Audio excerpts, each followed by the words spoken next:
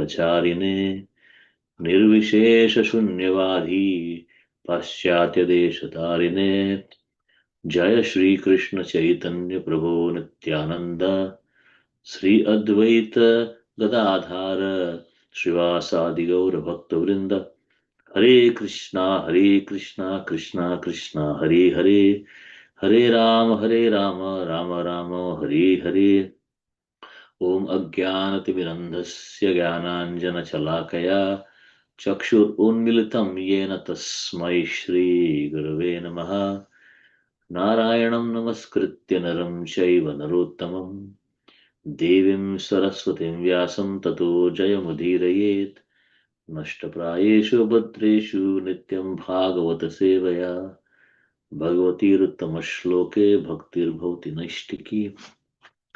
Hare Krishna. So we're reading from Canto 7, Chapter 8, entitled Lord Nrsimhadev Slays the King of the Demons. And we're reading from text 18 today. Here.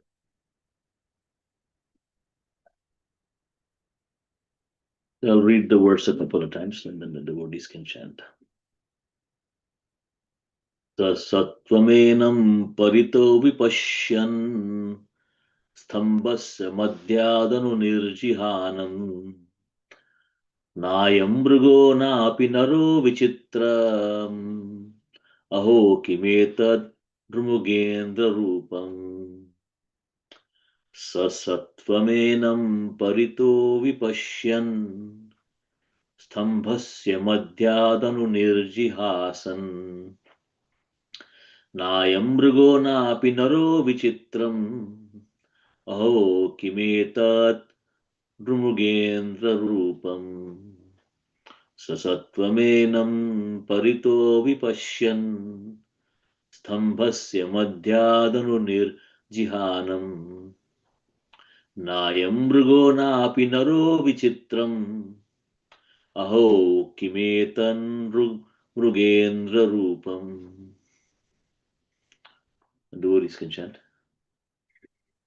Satvamenam parito vipashyan stambhasya madhyam anunirjihanam nayam mrigonapi naro vichitram aho kimetan nirvigendra rupam Sasatvamenam parito vipashyan stambhasya madhyad anunirjihanam nayang rigona pinaro vichitram ahom kimetan rimekendra nurupam.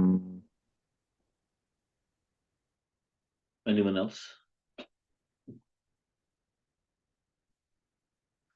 Okay. I'll read the word for word translation. Saha, he, Hiranyakashipu, the king of the Daityas, the demons. Sattvam, living being. Enam, that. Paritaha, all around. Vipashyan, looking. Stambhasya, off the pillar. Madhyat, from the midst. Anu nirjihanam, having come out.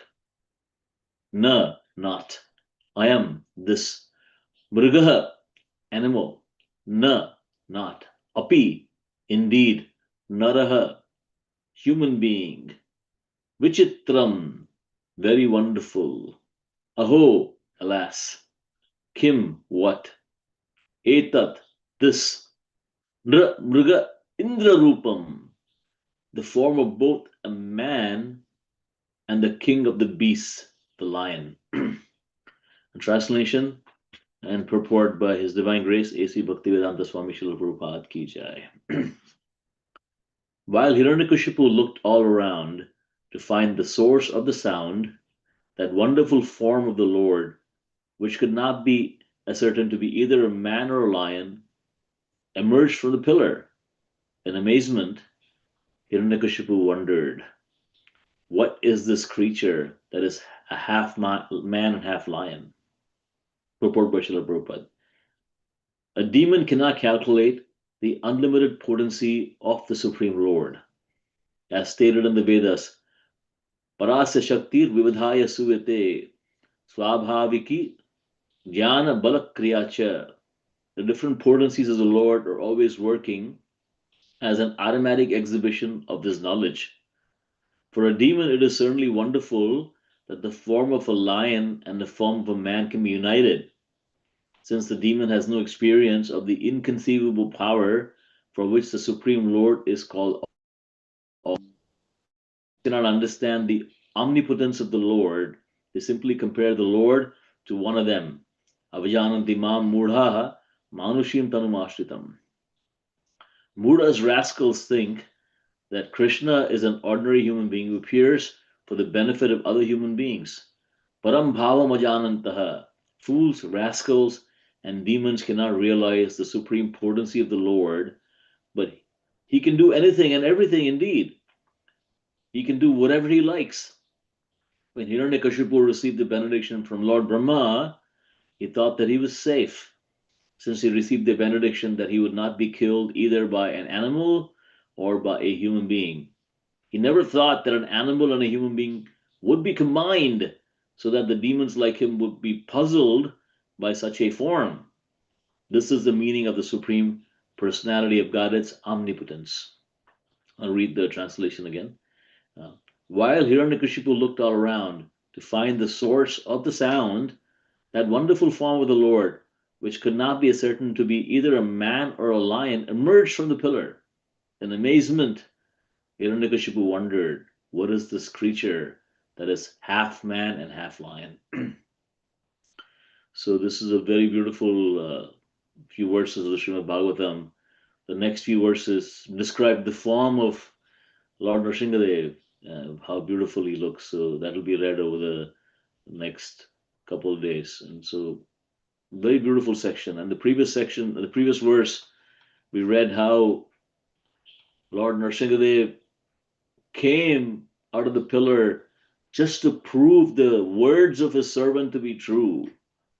Satyam vidhatum nijabhrutya bhashitam, to make the words of his servant true, to make the statement of his servant Prahlad Maharaj to be substantial.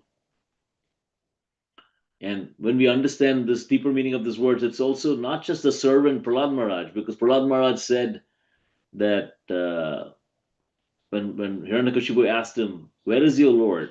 Where is the Lord that you speak of? Is he in this pillar? And when he asked that question, Prahlad Maharaj responded, yes. And sort of proved the words of his servant to be true. The Acharyas say that although the Lord exists everywhere, he rushed into the pillar in that form, so that he could prove the words of his servant Prahlad Maharaj to be true. But then the deeper meaning of this verse is also that he wanted to prove the words of his other servant, Lord Brahma, to be true. Lord Brahma had all these benedictions that he had given Hiranyakashipu.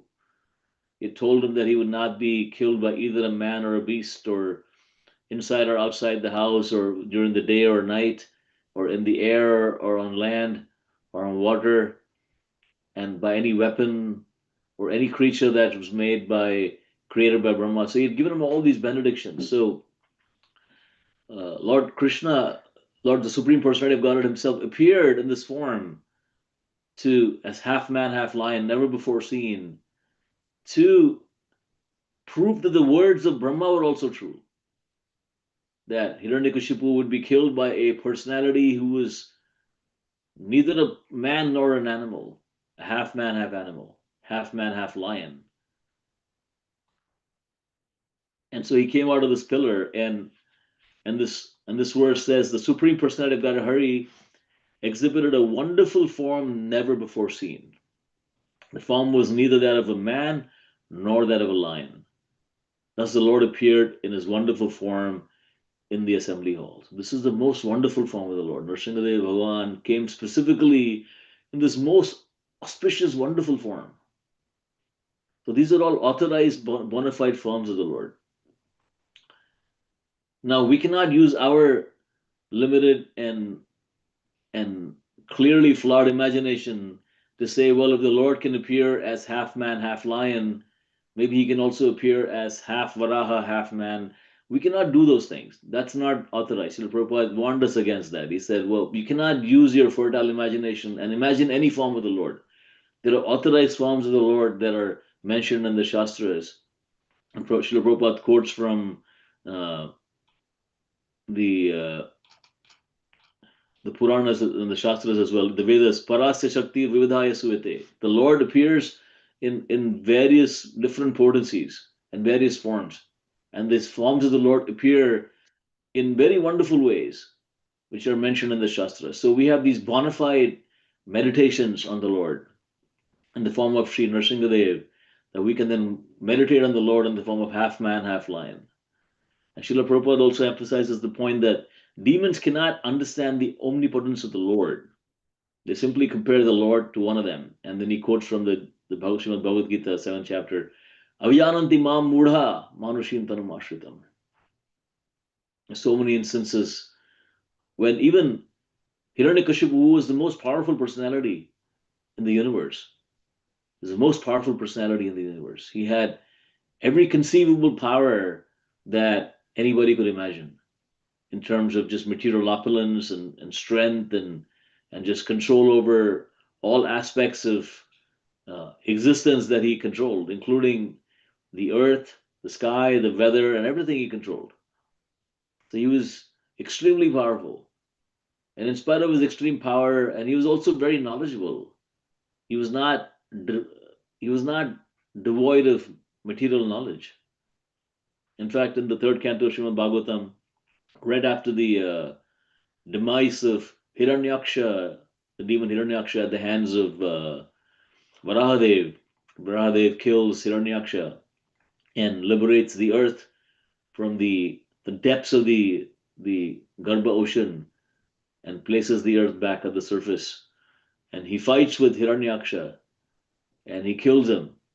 At that point, when Hiranyaksha is dead, Hiranyakashipu goes and pacifies his mother Diti and the wife of Hiranyaksha and his nephews and nieces. He pacifies them.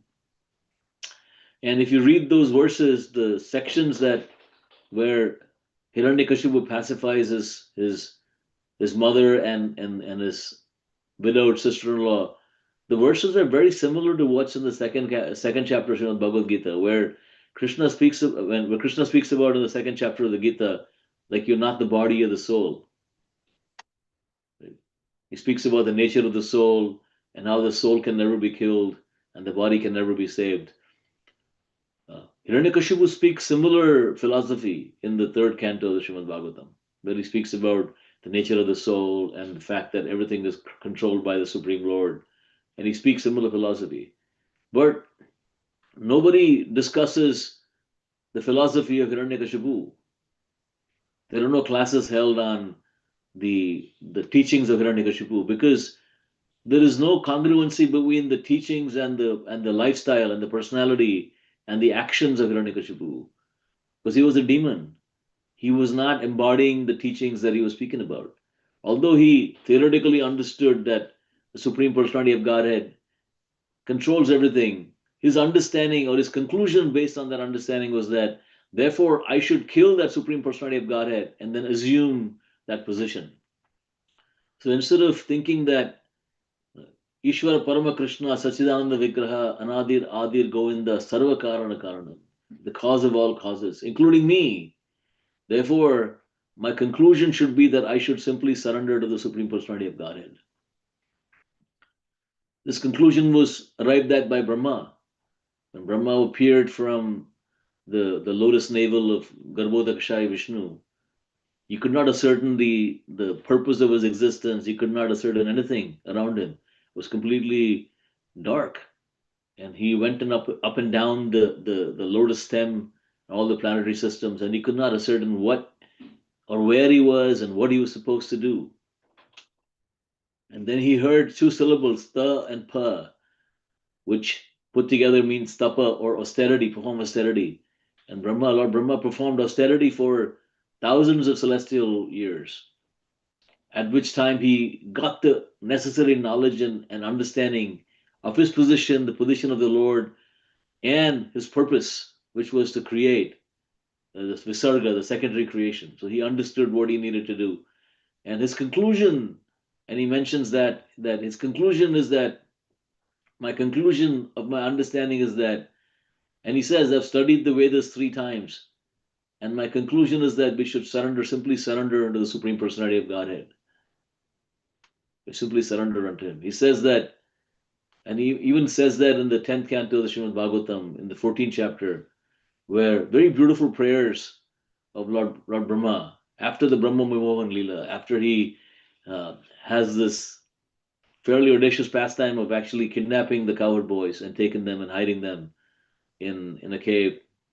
And he sees that Krishna has created the same number of cowherd boys and cows and calves and all other creatures and enacted the pastimes with himself for a whole year. Of course, there's a deeper meaning for that pastime as well, where Lord Krishna is simply reciprocating. Ye thamam prapadyante tam tateva vajamyam. The Lord reciprocates. And so every cowherd gopi, every elder gopa, they had a desire that why can't Krishna be my child? Every cow had the desire that why can't I give directly my milk to Krishna? So Krishna reciprocated with them by essentially becoming their children and their calves and reciprocated with them not just for a moment, not just for an hour, but for a whole year. And when Brahma discovered that his attempt to kidnap the cows and the cowherd boys was just met with complete failure, he understood that this is the Supreme Personality of Godhead. And he has these wonderful prayers in the 14th chapter of the Srimad Bhagavatam, of the 10th canto, where he prays that, and he prays about the form of the Lord, and he also prays that I have 4 heads which are full of intelligence. And even with my 4 heads, I'm not able to figure out the Supreme Personality of Godhead. So my conclusion is that I should simply surrender unto the Supreme Personality of Godhead. And that is the right conclusion. That we cannot understand Krishna with our intelligence. We cannot figure him out. We cannot understand why he acts in certain ways and how he acts. All we can do is simply surrender unto the Lord and relish his pastimes. So when Hiranyakashipu attempted to not quite understand to not surrender to the Lord, but try to figure him out and figure out how he could defeat him, that just ended up in his demise. And so that is what Srila Prabhupada talks about. He says in the purport as well that demons like Hiranyakashipu, Mudas and rascals think that Krishna is an ordinary human being who appears for the benefit of other humans. Param bhavam jananta. Fools, rascals, and demons do not realize the supreme potency of the Lord. And Krishna speaks about the same point in the 7th chapter of the Gita as well, where he says there are 4 categories of individuals, of living entities, that will never surrender to the Lord. And he says, the verse is, Namam duskritino mudha prapadyante naradhama mayaya pratagyana asuram bhavamashrita. Krishna describes these 4 categories. The first category of dushkritinas. Dushkritinas are essentially impious living entities that are convinced that they should act contrary to the mood and the instructions of the Lord. These are impious living entities. And so the first category is mudas. Mudas are fools. So people who have no understanding, no knowledge, and nor are they ready to receive that knowledge. It is okay to be ignorant, but it is not okay to remain ignorant. Like we chant at the beginning of the day, Om Ajnanatimirandhasya Jnananjana Chalakaya Chakshurun Militam Yena Tasmai Shri Guruve Namah. We are all born in the darkness of ignorance. That is just our situation. But it is not okay to remain that way. So we approach a bona fide spiritual master and take instructions and learn from that bona fide spiritual master. So the fact that someone is a Mudha by itself is not a disqualification. But if one has no inclination to not remain a Mudha anymore, that becomes a disqualification. And so the Mudhas will never surrender to the Lord, no matter what instructions are given. Even Prahlad Maharaj says this in the earlier chapters, where he says that people who are materially motivated, Matirna Krishne Parata Svatova, Mitobhipadyeta Grihapratana, Adanta Gobi Vishatanta Mishram, Punap Punasharvita Charvanana. So Prahlad Maharaj is saying, Matirna Krishne Parata Svatova. So these Mudhas will never have inclination towards Krishna, either by their own efforts or by the instruction of others, or a combination of the two. So they will themselves not have inclination to become Krishna conscious, but they will also not be open to hearing about Krishna from others. We read in a few verses previously where Srila Prabhupada quotes from Hitopadesha that if a fool or an arrogant person is given good instruction, he does not become pacified, he only becomes angry. That is the position of Mudhas, that they will not accept, be unwilling to accept any good instruction. And then the next category is Naradhamas. Nara means human and Adhama means the lowest. So these lowest of human beings have no interest in understanding spirituality. So if you look at it from the perspective of the categorization, the Mudhas are ones who don't know, and the Naradhamas are ones who don't care. They have no interest and nor any inclination to hear anything that's beneficial because of their complete absorption in the modes of passion and ignorance, more in the modes of ignorance. They're not ready to listen. The third category is Maya Pratagyana, those whose knowledge is stolen by illusion. And these are individuals who may be otherwise considered material scholars. They may even quote the Srimad Bhagavad Gita, Srimad Bhagavatam. They might give classes on these topics. They might write books on these topics. But because of the inability or unwillingness to surrender to an authority in the right parampara, they inevitably reach the wrong conclusion. They get to the wrong conclusion about the Shastras and the instructions. Like Srila Prabhupada often would say that, and Krishna says very clearly in the Gita, Man manabhav mad bhakta mad yaji mam namaskaru. He's saying, think of me, offer your obeisances to me, become my devotee, worship me.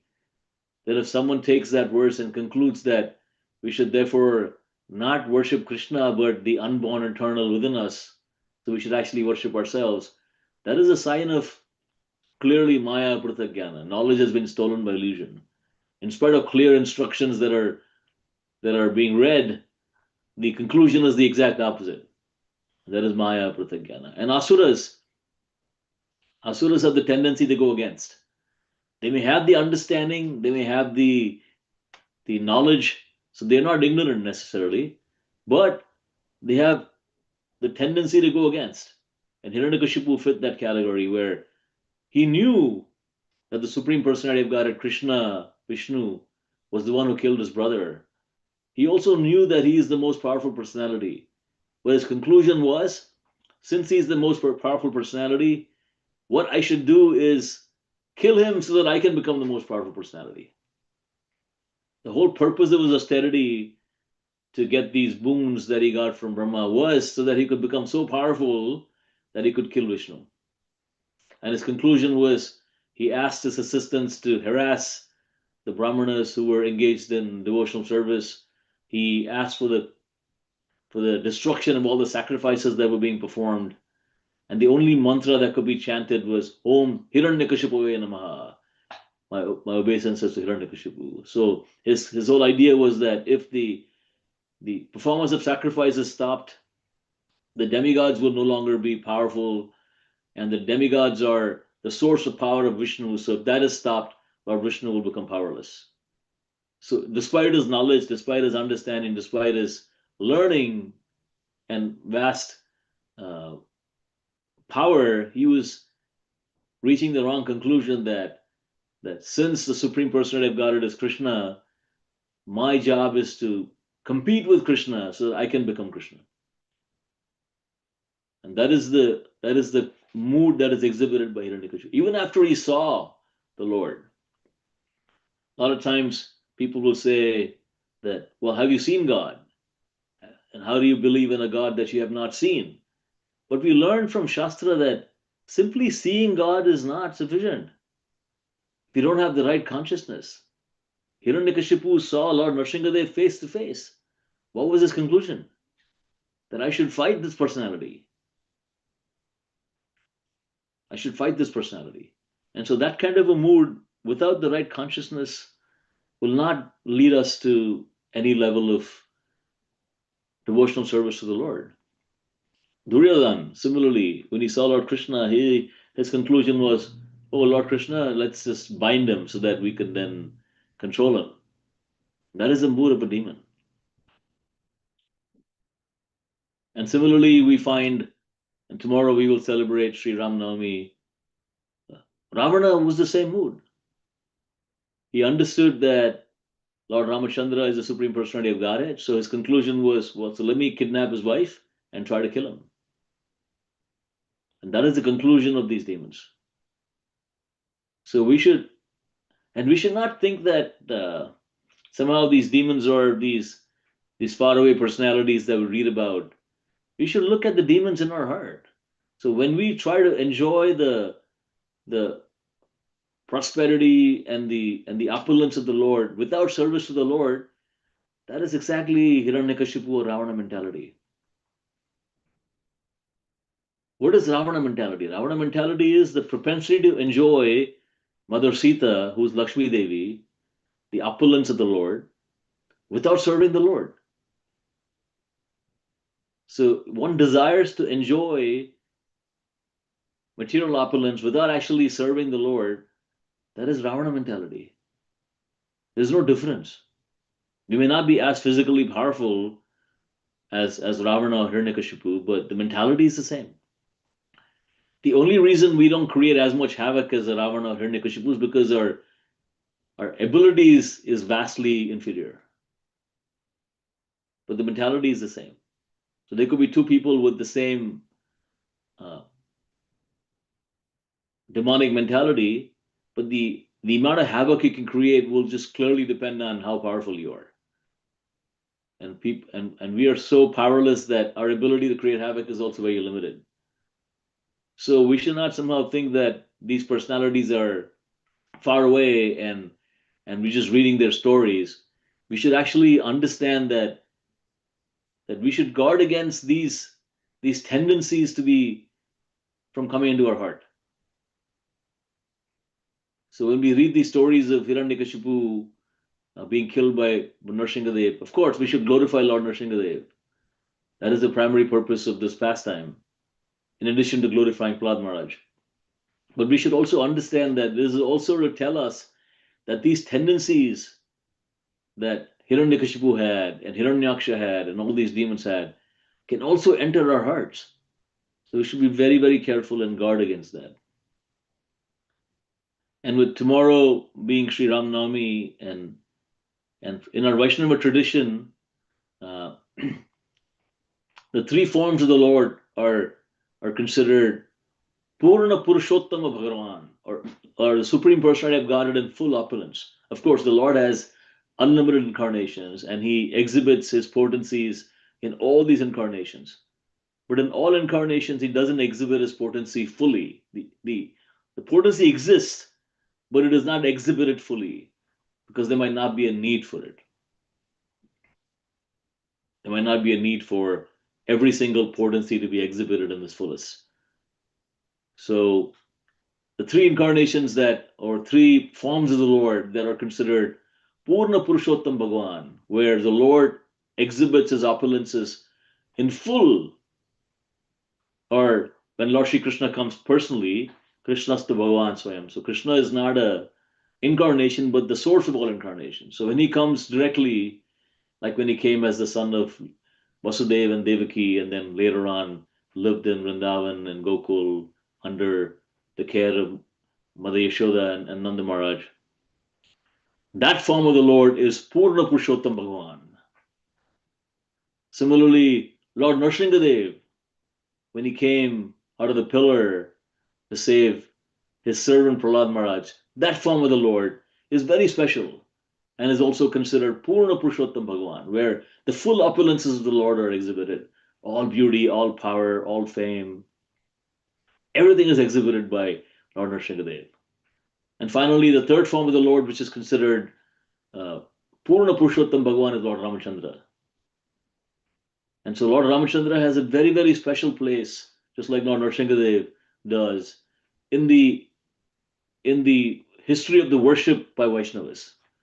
And all great Vaishnavacharyas have written extensive commentaries on the Valmiki Ramayana, and we can get a lot of details of how the Supreme Personality of God had acted in his form of Lord Ramachandra. And the exquisite qualities of Lord Ramachandra were his extreme beauty and his extreme wonderful character in terms of how he exhibited his behavior in every aspect of life. In fact, when Lord Ramachandra, it is described in the Valmiki Ramayana that when he went to Mithila, the place of Janak Maharaj and Sita, when Vishwamitra took him there, and he was walking through the city, the residents were looking upon Lord Ramachandra and they were completely struck by his beauty. It was extremely beautiful. And there are pages and pages of description of how beautiful Lord Ramachandra was. And when he was walking, he was a young youthful prince, and he was walking through the city with his brother Lakshman and Vishwamitra Muni. And everyone was extremely struck with his extreme beauty. Just like descriptions in the Srimad Bhagavatam about when Krishna enters Dwaraka and he leaves for Dwaraka. All these pastimes that describe the extreme beauty of Lord Shri Krishna. Similarly, the extreme beauty of Lord Ramachandra is described.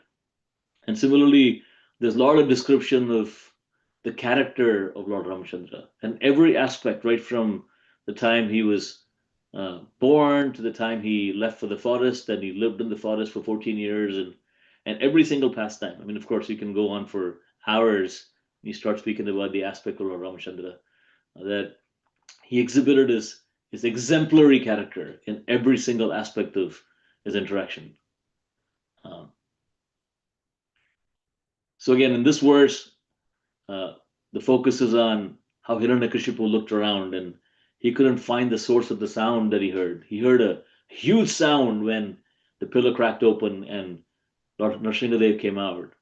And when he looked around, he saw that this half man, half lion personality had emerged. And subsequent verses will be very beautiful description of the form of the Lord. So all the devotees should meditate on the form of the Lord. Simply by thinking about the form of the Lord, you become purified. So I will stop here and see if there are any questions or any comments anybody would like to share. Thank you. Hare Krishna.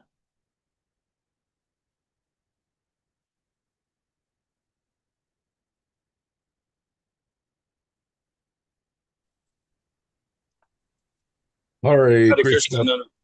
Oh, go ahead, please. Go ahead. Sorry. Oh, go ahead.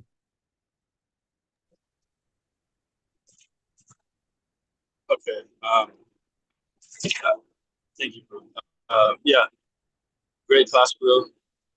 Very, very nice. Thank you. Was wondering, like, this point about, made this point that, we also have this tendency, this like demoniac tendency, but we're just not as powerful, so it's not as impactful. So I'm wondering, like, like the fact I'm driving a car right now, and that's exploiting the earth, and I'm eating, non-organic vegetables. So I'm exploiting, like, killing the soil and killing whatever. So many in my day to day, I'm just exploiting, killing, and all this. So I don't know how to phrase this, but I guess, yeah, like, is that justified, or do we really, is like the only way to avoid this to live, to like, is the only way to authentically live according to our principles is to like try to live a very simple life, like go back to like kind of the village life. Yeah, I think I heard the gist of your question. There was some kind of disturbance, but essentially, Prabhu, the key is that we have to practice Krishna consciousness to the best of our ability. That is the key, right? When Srila Prabhupada first came to America, it's not like he had access to ahimsa cows and so many things. So the devotees did the best they could and offered everything to the Supreme Personality of Godhead, Krishna's, and the whole purpose was, how do we preach Krishna consciousness? How do we expand Krishna consciousness? Srila Prabhupada's whole focus was that. There are so many rules and regulations that we have, but ultimately, we remember one verse from the Padma Puran, which says,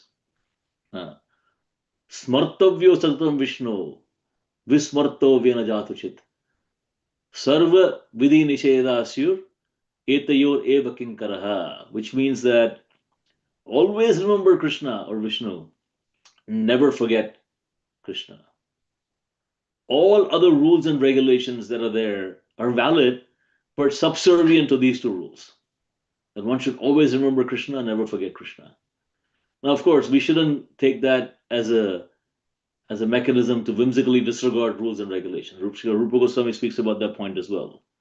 In Atyahara Prayasasya, he speaks about the Niyamagraha, simply following rules and regulations for the sake of following them without understanding the purpose behind them, or simply disregarding rules and regulations and acting whimsically. They both are equally bad. So the purpose of our existence is to become fully Krishna conscious. Our purpose of our existence is not become organic farmers or environmentalists or anything like that. Talakar Prabhuji had spoken about this point a few weeks back when there was a discussion, and we discussed this point as well. That while these are all things that we do as practitioners of Krishna consciousness, that can be dovetailed to the primary point of being Krishna conscious. That is the primary point. Everything else is subservient. So in Kali Yuga, just as we live, there's so much contamination anyway. We cannot claim to live Satyuga lives in Kali Yuga. It's not going to work anyway. So we do the best we can. We do the best we can while not compromising our Krishna conscious principles, not acting whimsically, not exploiting the things of the world just for our enjoyment, claiming that that's the best we can do. Right? So our minds and our hearts can very easily convince us that things that are superficial to Krishna consciousness are required by us. But we have to be true to ourselves, and in that case, we have to take guidance from. That's why we have senior members in the community. We have senior members that we take guidance from. We have our spiritual master, and of course, we may not have always access to our spiritual master on a minute by minute, hour by hour, day by day basis to ask every single thing. That's why we have to have association of senior devotees and devotees that we trust, that we can take guidance from, that we can live our lives according to the highest principles of Krishna consciousness. That's the essence. Everything else, what should I buy this? Should I not buy? All those decisions we have to make in the context of the practice of Krishna consciousness. I know I didn't answer your question very specifically, but I'm just giving you the general principle of how the question should be considered and answered.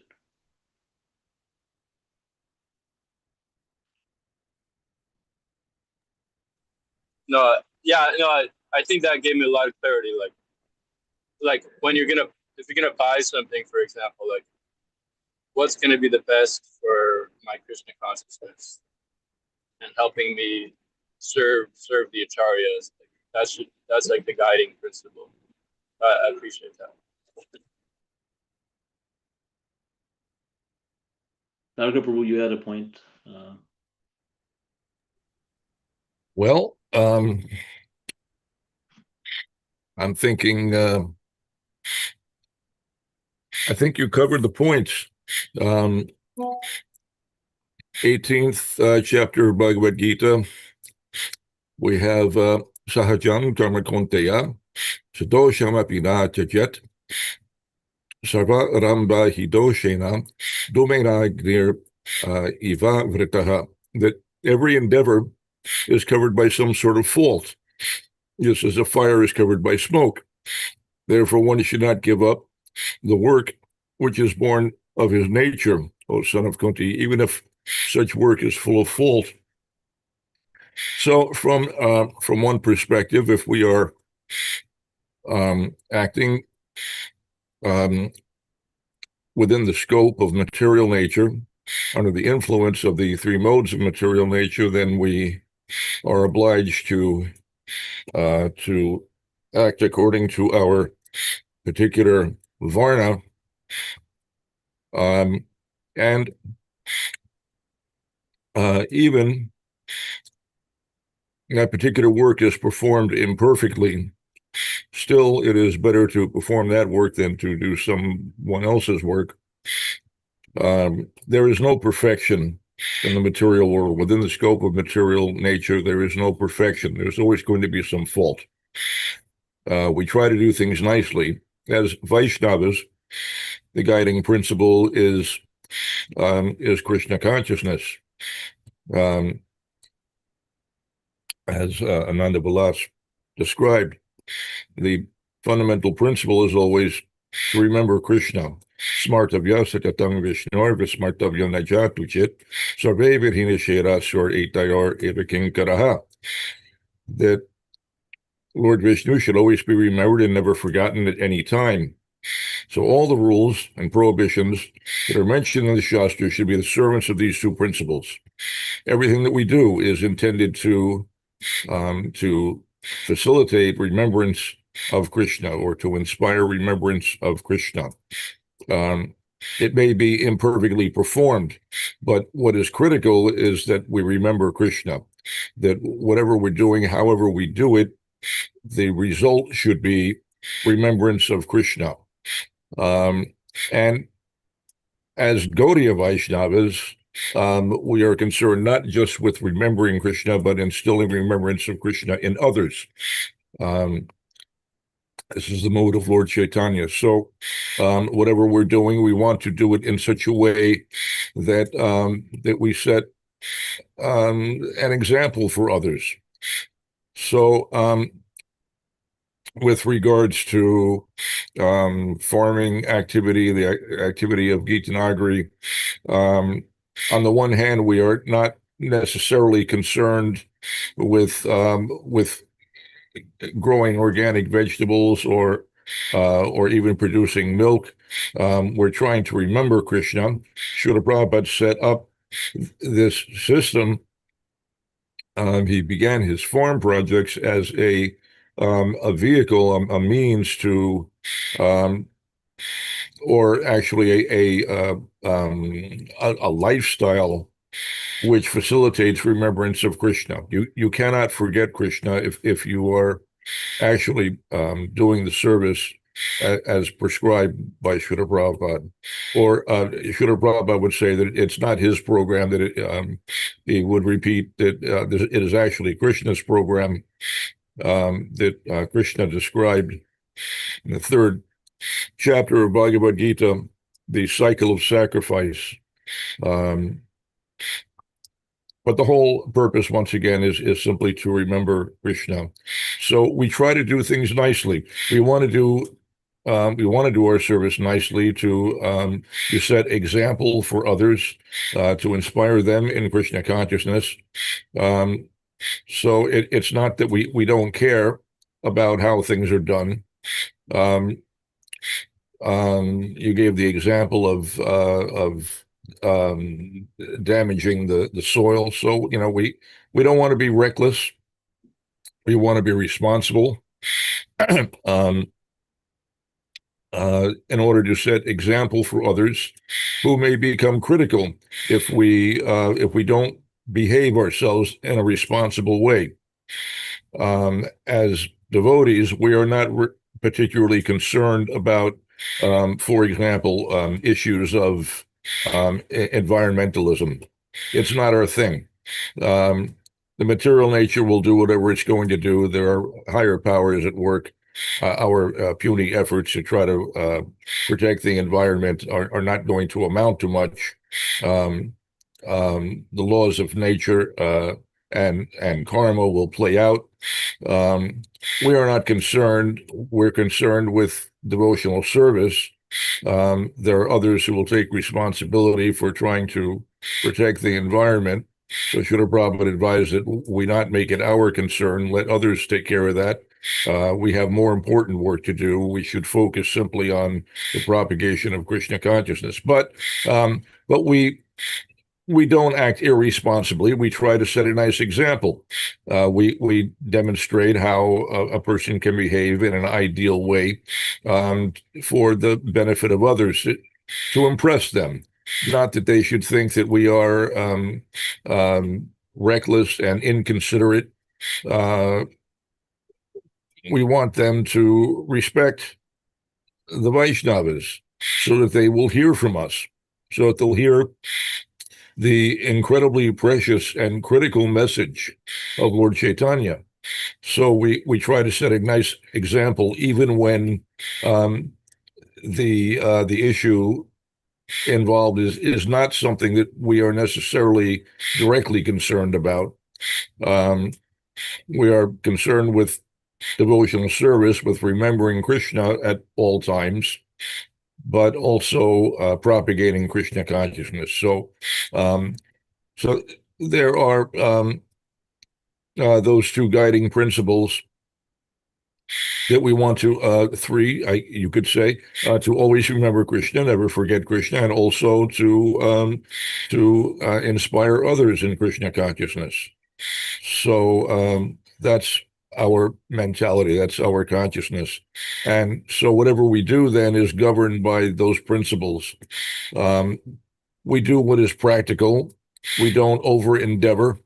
We don't endeavor to the point of forgetting Krishna or becoming impractical. We don't over endeavor. We do what is practical and what is reasonable, without killing ourselves in the process, and always to remember Krishna and to help others to remember Krishna. I'm not sure if I'm answering the question there, but I think I understand your question. That there are sometimes in the course of trying to do a particular service, there are issues that come up, and to what extent should we be endeavoring to do this nicely? And the fact is that Srila Prabhupada made it clear to us that the particular service and its particular aspects are not necessarily what we're concerned about. So there are limits to the extent to which we're going to endeavor for a particular thing, but we have to understand the underlying principle, and that informs what we will do and how we will do it.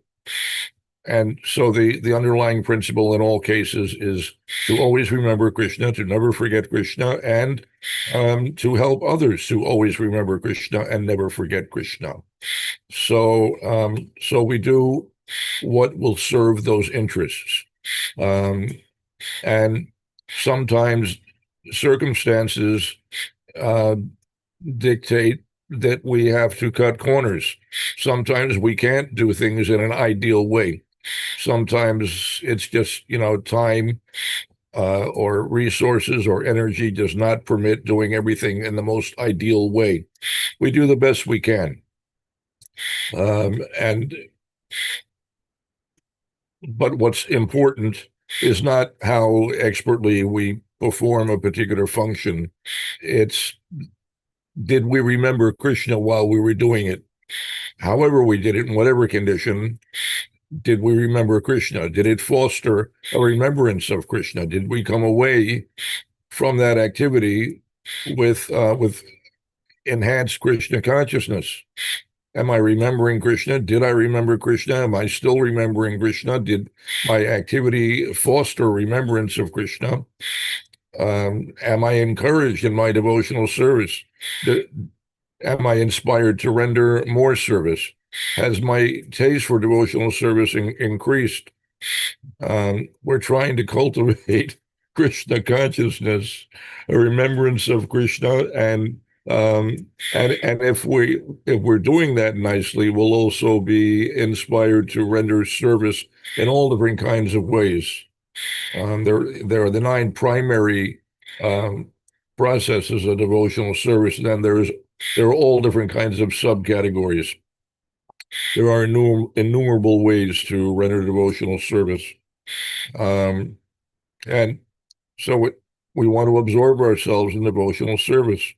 We want to develop a relationship with Krishna in devotional service. We have to be conscious of Krishna. We have to understand that he's there, that he's a person. Gradually, we develop a relationship with him that is reciprocal, as an interaction. But it all begins with devotional service. We render service to Krishna. Krishna reciprocates our service, and the relationship develops more and more. But we have to start somewhere. We start very simply. Chant Hare Krishna, think of Krishna, offer your food to Krishna, accept only Krishna Prasad, associate with others who are also committed to this process of trying to always remember Krishna and never forget Krishna. You engage always in Krishna Katha, or you associate with others who are always engaged in Krishna Katha, so that you'll always be reminded of Krishna. Somehow or other, we want to flood our senses with Krishna. We can cultivate a garden very expertly, adhering very nicely to all the principles of responsible stewardship. We can take care of the mycorrhizal fungi in the soil, and all of the myriad of microbes, and have wonderful living soil. And it's all a complete waste of time and energy if we come away from that without thinking of Krishna.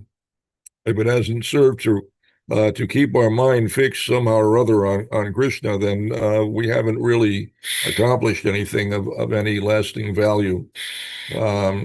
And we might even impress some people that, we're doing a very nice job, but will that really inspire them in Krishna consciousness?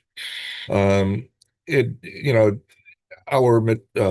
perfection in our service is not necessarily going to inspire someone in their Krishna consciousness.